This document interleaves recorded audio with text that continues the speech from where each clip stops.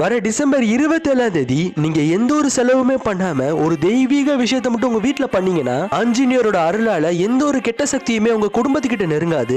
உங்க குடும்பத்துக்கும் மனக்கவலை குறைஞ்சு மனபலம் அதிகரிக்கும். இந்த மாதிரி இன்னும் நிறைய பலன்கள் இருக்கு அந்த செயல் நீங்க அன்னைக்கு பண்றதுனால.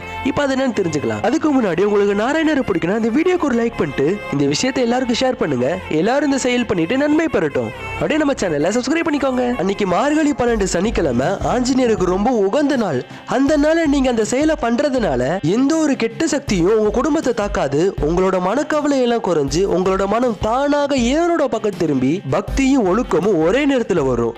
அது நீங்க ஒரு ஸ்டூடெண்டா இருந்தீங்கன்னா உங்களோட ஞாபக சக்தி அதிகரிச்சு படிப்புல கவனம் வந்து பயம் குறைஞ்சு நம்பிக்கை கிடைக்கும். இதுக்காக இந்த சர்வ பக்தி பூரண சக்கரத்தை உங்க வாசல் இல்லைன்னா பூஜை ரூம்ல கோலமா போடுங்க.